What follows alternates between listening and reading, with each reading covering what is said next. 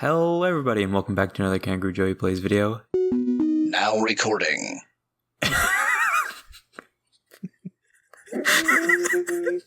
in today's video we're going to be joined by... Hello everybody, hello everybody, hello everybody! Jason! And so we bring you a very interesting idea today. We're going to be pitching you our own Suicide Squad. Any thoughts on this, Jason? What is this? Some kind of Suicide Squad video by Kangaroo Joey Plays featuring Jelly. Yeah. Alright, let's just get right to it. So the first question that I had to ask is, what constitutes a Suicide Squad? So I've made a couple points here. I would say a Suicide Squad is a team of villains, or anti-heroes usually, forced to work together, often unwillingly from incarceration. They take on dangerous, high-risk missions. These missions are usually covert ops or cover-up missions.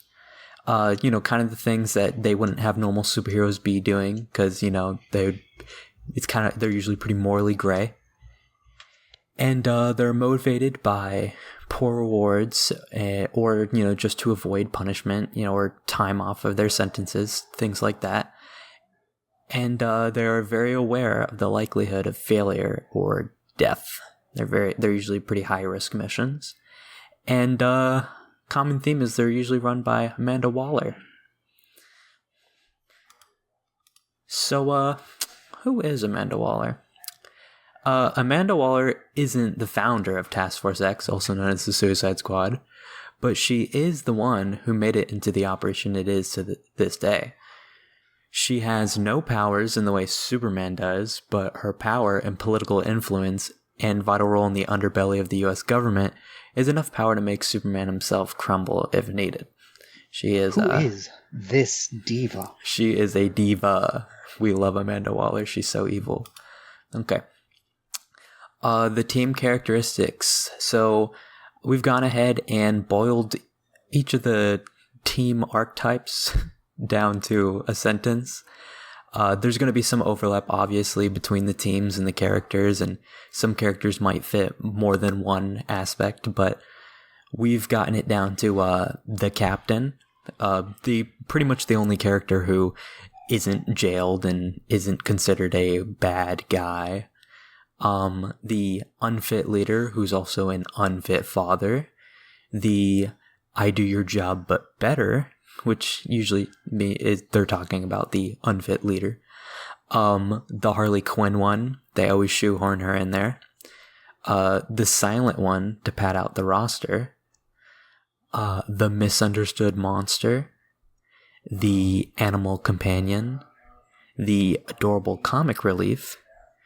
The one with an accent and parental issues, and the one that dies early on to make a point. So, how would this all work, Jason?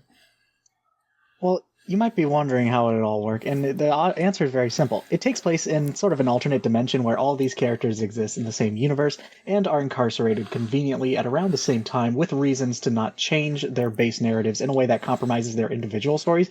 Basically, it's a YouTube video, don't really think about it. Yeah, because these characters, even the time periods alone for some of them would not really match up, but we're just going to go ahead and say they do. Yeah, it's an alternate dimension, so... Now, so who do we have here? To start off with our roster, we have the captain, Lieutenant Ellen Ripley from Alien. Who better to be forced into reluctantly leading a secret paramilitary militia group on a very dangerous mission than Miss Alien herself? Sure, prior to Aliens, she was never really a leader, only third in command in the first movie, but given her natural knack for surviving and leading others to survival in life or death situations against powerful foes, Amanda Waller would find some way to make use of her. And it would, just make a much better sequel than the god-awful Alien 3, but, honestly, what wouldn't? Her abilities include a badass mental fortitude, all-around good judgment, and a proper moral compass, or at least proper compared to what's to follow. She can handle firearms properly, knows her way around a good AK, and she can quickly intuit new technology, as can be seen in the final fight of Aliens. What is this? Moving on. Okay. So next we have the unfit leader, who's also an unfit father, Ricky LaFleur from Trailer Park Boys. I would say this is a very out there take, but even though Ricky ain't book smarts, he is actually extremely skilled in a lot of things, and is very likely to find himself in prison for something insane he and the boys have cooked up. Ricky has always struggled with being a father, although always putting in as much effort as he can in his own way, and when push comes to shove, he could easily stand up to be the needed leader of the team. Some of his abilities would be he can talk his way out of pretty much any situation, especially against authority figures. He's an expert botanist, as shown through his weed growing, and he grows other things. Can fix anything if supplied enough hash and pepperoni. Firearms expert, and he hates the government, which is probably his strongest ability. Moving on to the I do your job but better, who better to parallel Ricky than Ron Swanson from Parks and Rec?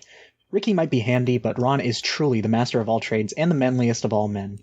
After ending up in prison from another bender with Tammy 2, as can be seen in Parks and Rec, Amanda Waller would send Ron onto the field under the threat of his family's imprisonment because, they evade their taxes like any God-given right American citizen should do. I fucked that up so bad. Anyways, moving on. To make sure the desperate job gets done and to serve as a motivator for Ricky. Yeah, I think the dynamics between the two would be really funny to see play out. And it would be even better considering how many of his abilities mirror Ricky's. For example, he's quite the survivalist and a good botanist too. He has max engineering skills and carpentry skills. He has pretty good authority. He's always the big man in the room, no matter what room he's in. And also, he's a firearms expert. He's also a libertarian, which basically just means you hate the government. And he can go hard on that saxophone. Yes, he can. And next up, we have the Harley Quinn one. So we went ahead and picked Charlie Kelly for this. There are seldom out there who are more crazy, insane, illiterate, flexible, and most importantly, bimbofied than Charlie Kelly of Philadelphia. Charlie is the perfect pick for this type because of his self-proclaimed wild card tendencies. Although it's likely that Charlie could end up in prison through normal means, it is more likely for Charlie to break his way into Amanda Waller's prison via happenstance, through one of the gang schemes of which they would immediately retreat without him. Finding it so intriguing, she would send him out on a mission with the offer of ghouls, just to find out more about this educationally stunted man. I'm the educationally stunted man. Sounds like you and him have something in common. Yeah, and I'm also a bimbo. No one would really understand why Charlie is there, but he doesn't really know either. Same with Harley Quinn. His abilities, he is well versed in bird law. He understands money. He's slippery. Knows underground tunnels. He's a rat basher. Efficient in Charlie work. He's a philanthropist. And like I said before, wild card, bitches. That is would make him the perfect pick. Moving on to the silent one to pad out the roster, we decided to do something a little different and bring in two people. We brought in Spy versus Spy, the white spy and the black spy. The spies wouldn't do much talking because, they're silent characters, but they would certainly cause a commotion. They would be completely unfocused on the actual mission because their goals will be to get the other one killed in action along the way. Their hijinks would either help or hurt whatever scenario the group falls into, but either way, one of them has to win in the end. And, honestly, they should kiss. They should. It would be really nice to see that. Yeah. Oh my God. Oh. I can't believe it. Dreams do come true. Yeah. Wow. We did it. Anyways, their abilities are pretty simple. They have Toon Space pockets, seeing as, they're cartoony guys. They're able to make wacky hijinks ensue. They have basic noir skills, seeing as that's the time they were conceptualized. Noir skills include stealth, gadgets, lockpicking, disguises, stuff like that.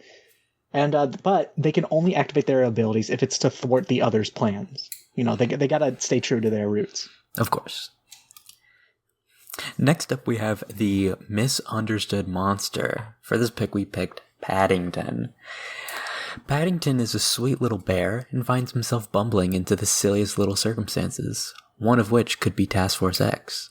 Paddington is well-mannered and probably would not find himself in a situation where he would want to hurt someone, but I'm sure with the right amount of gaslighting and pyro goggles, Amanda Waller would think she can break this little pub and make him get his claws dirty in blood instead of marmalade.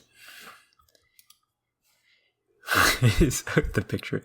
His abilities are psychokinesis, the ability, manipulating luck, maxed out charisma. He has a British accent. He's really good at climbing. He always looks very dapper. And his most important ability, the hard stare, for when people forget their manners. Example to the right. Yep. Moving on to the one with an accent and parental issues, we went with Azula from the hit cartoon series on Nickelodeon, Avatar: The Last Airbender. After being imprisoned at the end of the hit Nickelodeon cartoon televised series Avatar: The Last Airbender trademark, Waller calls upon Azula for her expert firebending abilities and makes the empty promise of giving her an Agni Kai, which is basically a duel, with Zuko, her brother, so she may have revenge and start rebuilding the Fire Nation. Her abilities include being one of the best fire benders in the Aang era. They get so hot that they blew. A da ba dee da ba die. She can also lightning bend. She is a princess, so she got that royal authority. And she also has a cunning intellect to top it all off, which leads to her being an expert in espionage, as can be seen in the middle of season 2. Next up, we picked for the adorable comic relief, Marks from the Kirby franchise. Seeing as he comes off as extremely friendly, the group would immediately fall in love with him and his tricks, until the first problem they run into arises. Although a very powerful being, all Marks does is to entertain himself. He would end up manipulating the team and often causing more harm than help. It would be no question that Waller would still pull this silly guy out of the Cappy Temple simply for his power alone, almost gambling that his inclusion will be the key to defeating their powerful foe. But will that gamble actually pay off is the real question. His abilities, he can handle balls like a pro. He's got flight. He can summon tiny black holes. Laser and light manipulation. Can dive into his own shadow. Can spin on that thing. And short distance teleportation. He pretty much has hacks. He is extremely powerful. He's using Game Shark. Yeah. Next up. Moving on to the animal companion, we have Stupid Rat 19F from Pizza Tower. Stupid Rat would be an excellent addition to the party. Although not an official member, she would often come around following the party and steal things from them as they scour the area they are dispatched into. Charlie would definitely not take kindly to Stupid Rat and will most definitely try to bash her, but ultimately, that bashing would bounce off of her. Ultimately, she would find refuge in Ripley for her tender nature towards small animals.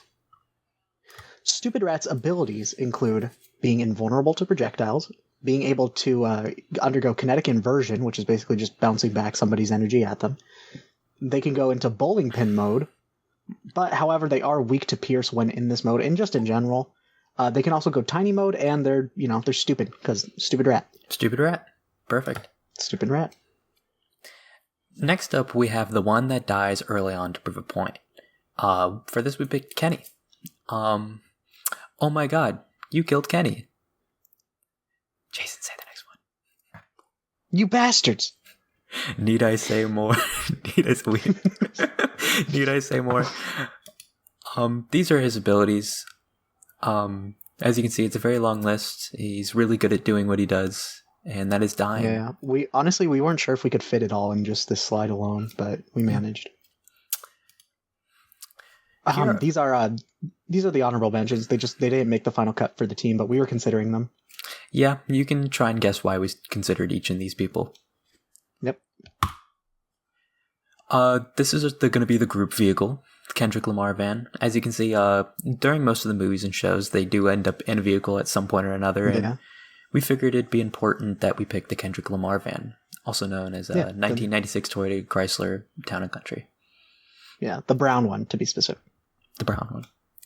Yeah. We went and figured out the seating arrangement. Yeah. Do you want to go ahead with the notes?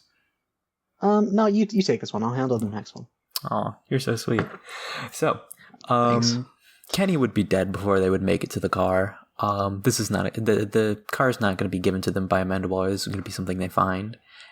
Marks would hop from lap to lap as he pleases. He's pretty small. I'd say he's probably about the size of a groundhog, maybe.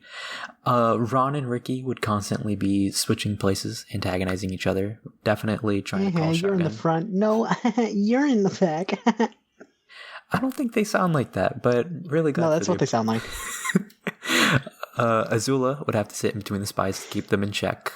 She's the most stern one in the group. And the car might not have brakes halfway through the movie. That would definitely be Charlie's doing. Yeah. Moving on.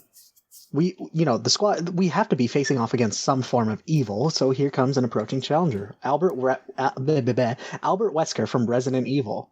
Wesker's main motivations is to force human evolution, so he's building an army of zombie monsters that will mass spread Ouroboros, which is the virus that, the zombie virus from Resident Evil 5, thus ushering in a new age of humanity, and proving Wesker as the progenitor of that age. His abilities include being super strong, super fast, having sunglasses and looking all around cool. He can lock in, which is his final form, and he can mass produce zombie viruses. Pretty smart guy. But watch out, because he has a bonus ability, the Mold from Resident Evil 7. Seeing as these are strange times, Wesker took time to play the games after his death and realized how much more advantageous it would be to have direct control of the zombies. Thus, he steals that shit from that stupid little baby Evelyn, bro.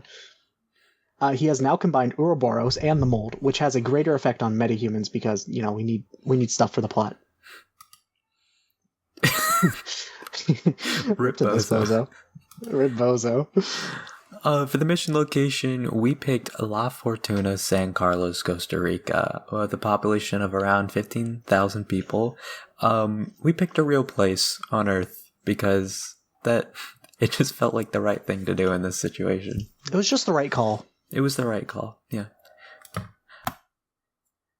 And for the plot device, because every movie has one, we said that Amanda Waller, she or her, will inform the team that Professor Egad was in works with the government on developing a device to track down the virus. To the team's knowledge, they will also be informed it has been found that in the professor's notes, he was planning on saving part of that virus for himself when found in order to infect patients to do his own unregulated experiments. Since then, he has cut connections and gone AWOL, while in La Fortuna, where he holds the completed device that can accurately track down the mold. They will need to locate him first before they do anything else. And with all that being said and done, ladies and gentlemen, this is our movie. The movie. Opening. Amanda Waller recruiting. Amanda Waller recons other prisons outside of Belle Reve to put together a non-metahuman team for her latest mission. She goes to Boiling Rock and walks out with Azula and the promise of a fight between her and Zuko. She threatens Ron and Ricky with false imprisonment of their respective loved ones if they do not cooperate. Then there would be a quick compilation of the spies bickering in prison, the Cappies releasing Marks off to Waller, Kenny being taken from the boys, while she has a picture of Mysterion in his hand. Charlie stumbles his way into breaking into Belle Reve and end with Paddington muzzled. The rest of the squad are suspicious of a bear with a muzzle and don't trust his nice demeanor at first. She wakes Ripley up from cryosleep, informing her of the Queen Embryo in her and how they will remove it if she completes this mission for her. Waller presents presentation to the group on their mission objective of infiltrating the quarantined, due to a small outbreak, San Carlos to find and stop Albert Wesker and his bioweapon production. They're then sent off on a cargo plane where Ricky begins to bond with Kenny. Ron and Ripley show off their no-nonsense attitude.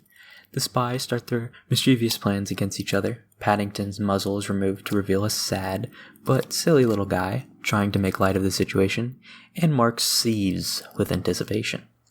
Also, Charlie's there asking way too many questions about anything but the mission itself. Here we've displayed their their pictures. The operation will be called Project W, mission location La Fortuna, with the commanding officer, Lieutenant Ellen Ripley. And these are the mugshots of everyone. And as you can see, Marks would not stand still for his. Yeah. Well, a mischievous little guy. Anyways, this will bring us on to Act 1, which are wacky shenanigans, and a real introduction to the team and their dynamic. The team would land safely into the quarantine district, but immediately come into contact with a zombie. This would scare Kenny so much that he starts running away, and Waller would detonate his bomb, and he dies. Ron quickly points out that Waller killed Kenny, and Ricky is slightly vexed at this because he was bonding with Kenny over their shared interest on the plane ride, so he calls Waller a bastard. The team would then make their way towards town, fighting a zombie every now and then as they do, and everyone is just all around disorganized. The spies are fighting, Ron and Ricky bicker over who's more authoritative. Charlie's trying to look for ghouls in a Charlie way that's just vexing everyone. Marks is whining because he's bored. Azula's going to flip at how annoying everyone is, and Ripley is the only one trying to get everybody's shit together and brief them on the objectives.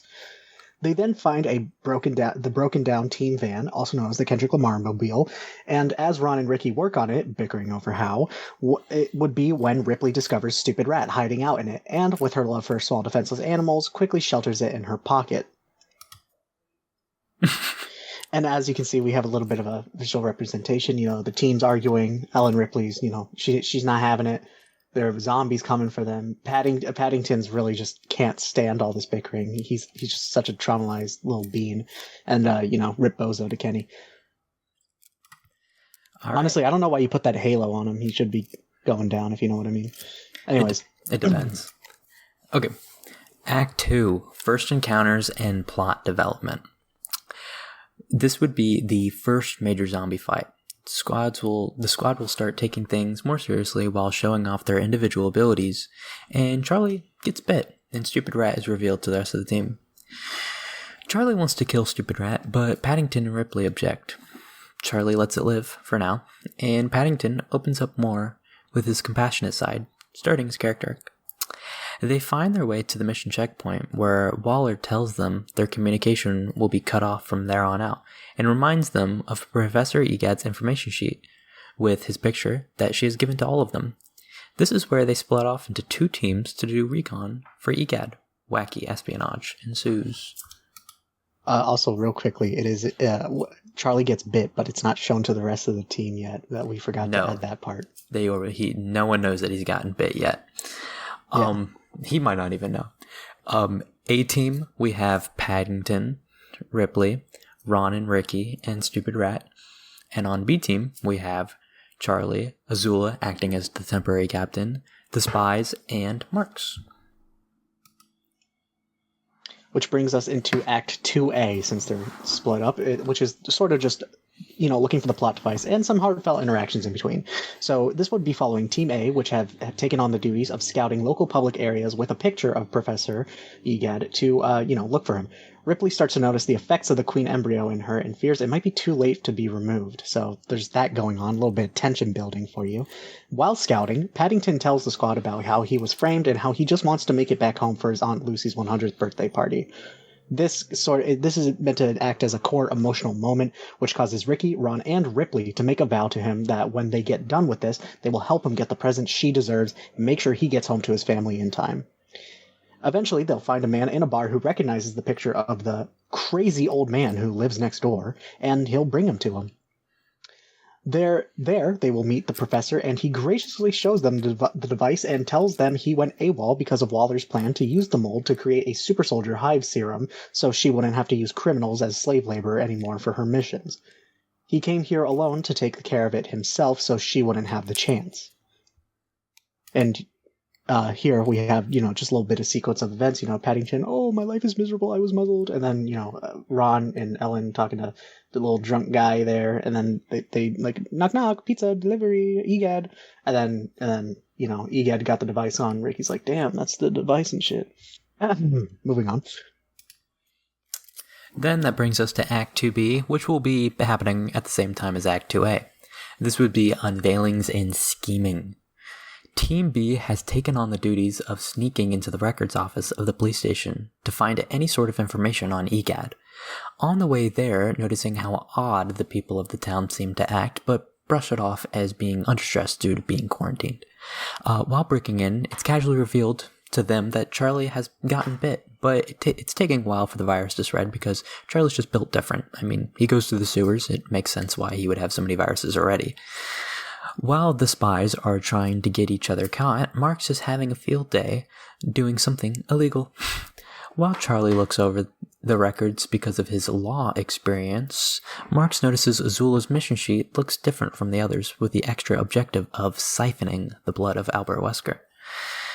Right as they find the file on EGAD, a few policemen barge in where a piano meant for a white spy drops directly onto one of them, revealing they, and probably the whole town at this point, have been infected by the mold. They quickly hop into the Madmobile and get chased all the way to EGAD's house. As Charlie gives awful directions, he's also thinking of cutting the brake lines.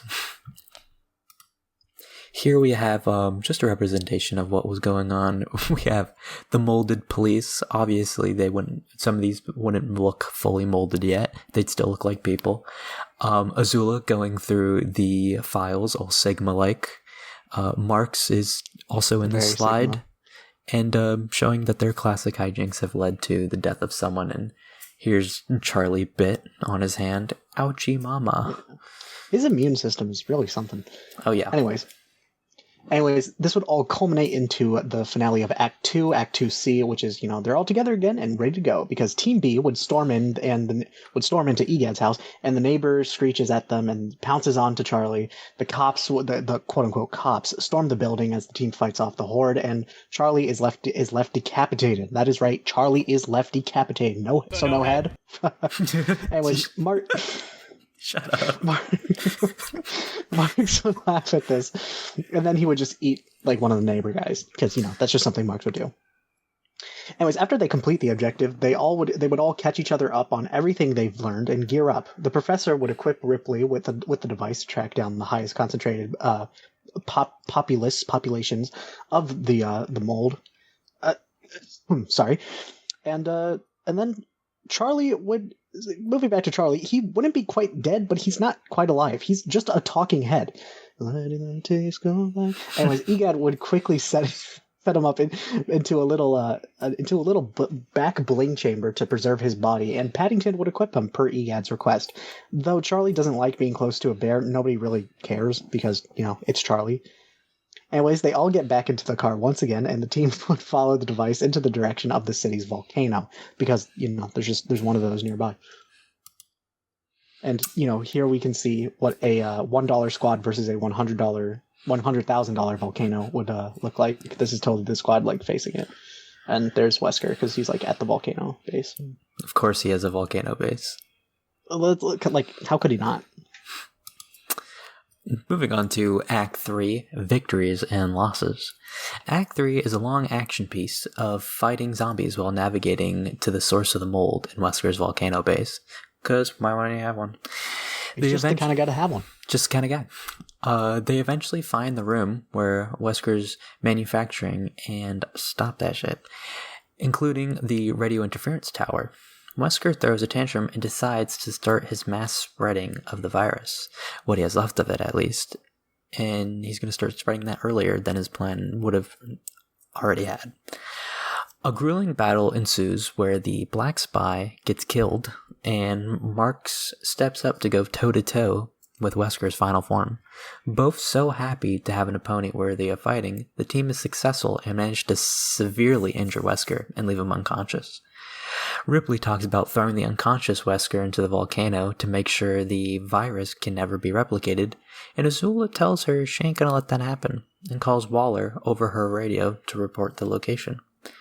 Ripley, now being sure what EGAD told her was true, threatens to detonate Azula's bomb, despite it going against Waller's orders, where Marks then lasers it away, and now no one can be infected by the bombs. Everyone can now make choices for themselves. Marks begins, and they will. Marks begins to fly over to start spectating and laughing maniacally, while the white spy stays behind, pulling a bunch of random shit out of his pockets to create a makeshift barricade, giving Ripley time to drag the body to the top of the volcano with the help of the rest of the team. Here we have a stock PNG of the lab exploding because they were, they're like, hey, you can't do that. There's You can't be here. White Spy's super sad that Black Spy's dead. Glad that he kind of missed that. He kind of misses him now that he's gone. Who's he gonna do devious schemes with? And now they can't kiss in secret. And then there's just Azula and Marks fighting Wesker off. Yeah, two heavy hitters. Mm-hmm. Yep. Which brings us to Act 4, Grievances and Promises. Starting to get bored by the whole effectiveness of Spy's barricade, Marks would just straight up shoots a light arrow through it and just White Spy's dead. All right, it pierces him straight through. That motherfucker's gone. The team would then attempt to attack Marks in retaliation, only for it to have no effect because Marks is just built different, super different. So he just kind of laughs at their hopelessness. Ripley, and this is when Ripley makes a mad dash toward the top of the volcano. As Ripley holds on to Wesker at the top, she commands them to leave quickly and get Charlie's head to safety away from Azula, since, Charlie's got a little bit of that mold in him as well. And this is when Azula starts shooting lightning at Ripley just as she reaches the top. But it's too late to stop her, because Ripley throws herself into the volcano with Wesker, which, let's be real, is a much better ending than Alien 3, even though it's kind of the same thing. It's the context that matters. It's the context. Anyways. Ricky, Ron, and Paddington, with Charlie's head and Stupid Rat equipped, retreat all the way back into the van to Egad's place, where they inform him of the situation. Egad then gives Ricky and Ron both a buffed version of the Flood from Super Mario Sunshine he has been working on to fend off Azula because fire and water, stuff like that. While Paddington protects the Charlie head, vowing not to let Ripley or the spies' death be in vain. And here we have Ripley and Wesker in the volcano. Got Egad with the Madmobile. That's there's the Flood gun, Flood AR, and then there's the the team fighting Marks and Azula. Act 5, Confrontation and Conclusion. Marks spits a laser beam, cutting out the whole front side of the building, causing it to collapse. Azula reveals herself and threatens to tear Paddington apart to get the head, because nothing will stand between her and another chance at Zuko in the Fire Nation's throne. Remembering the vow they made to Paddington and the vow they made for the deceased team members, Ricky and Ron lock in. An epic battle ensues. They don't lock in, they lock the fuck in. You're so right. An epic battle ensues where Paddington uses his amazing agility to escape Azula, and the boys use their floods to defend against Azula's attacks. While Marks taunts Paddington, fed up, Paddington uses his hard stare on Marks, which leaves him flushed, and he flies away feeling humility for literally the first time ever. Right as the boys... It's his first time having an emotion other than, sick and twisted entertainment. Yeah, boredom. He's so mischievous. And that'd be right as the boys narrowly finish off Azula, just barely. The U.S. government choppers in with Amanda Waller, and they detain Egad. She congratulates the team for the efforts and lets them know that they are relieved of their sentences, much of her chagrin, and that Charlie will be receiving a robotic body for a sacrifice towards the mission. They're a little confused by her generosity, but they're just happy it is over. Here we have Charlie's head, just the the government coming in and them finishing off a very wet Azula. Yep. And closing it off, happy friends and the government sucks. They all return home. Fuck the government. Yep. They all return home, and Ricky adopts Stupid Rat with a newfound fondness towards him. A few days after being back, Ricky, Ron, and Charlie receive invitations to Aunt Lucy's 100th birthday party, where they all attend. Credits roll. And then there is an after-credit sequence. Jason, do you want to say it? Yeah. After the credits, Marks coughs up the infected neighbor he had swallowed all the way back in Act 2C. And this was all for Waller to have, so he wouldn't have to return to the Cappy Temple. It is also then revealed that Egad is now working with Waller again to make the serum under the conditions he be pardoned of his AWOL crimes and is allowed to have his experiments on the virus. Dun dun dun. I forgot about the picture of Waller. So here we just have a picture of them at the birthday party, Robot Charlie, and then the after credits picture of just those three morally gray characters with with a dead mold. And that's the end. Yeah. Please greenlight this, James Gunn, please. It would be appreciated. Honestly, I think it'd make a good movie. Yeah. Anyways, if you guys enjoyed this, make sure to leave a like.